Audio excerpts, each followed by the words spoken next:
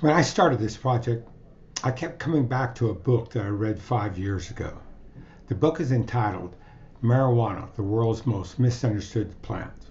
It was written by Jeffrey Friedman in 2015, and he traces cannabis use back more than 12,000 years. 12,000 years of humans using this plant, learning from it, and learning to live with it. And yet somehow in the last 100 years, we've managed to turn it into the most misunderstood topics out there. That contrast has always stayed with me. We have all this history, all this human experience, and still most conversations today about cannabis feel tense, fragmented, or they're shaped by fear. People carry their own stories, shaped by culture, age, policy, stigma, or personal experience, but they rarely hear someone else's. And when people don't listen to each other, that's where you have misunderstandings. I didn't choose the podcast format because it's trendy. I chose it because it slows everything down. It gives people room to breathe. It creates a space where you can listen without feeling judged or pushed. A podcast is human. It's intimate.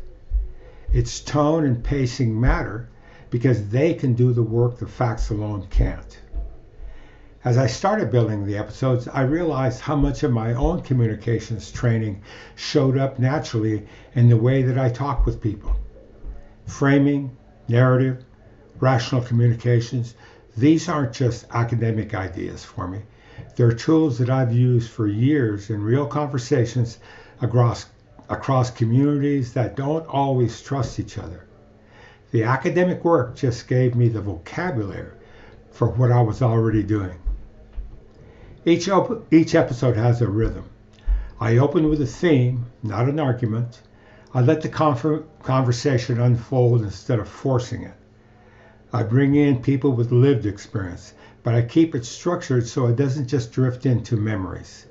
I pay attention to the case pacing because it gives you something that you can take time to expand on. Working on listening, really listening, and not just listening so you can jump in to make your point. That's where you actually begin to understand what someone is saying. I've heard stories that were honest, stories that have been complicated and sometimes surprising. And it reminds me that people aren't as far apart as they may think. They just haven't had the space where they feel safe enough to talk. Hopefully this podcast becomes that space. My hope is that it keeps growing into a bridge, something that helps people understand each other a little bit better, even if they don't agree. Cannabis is a topic, but the real work is communications. It's presence. It's respect.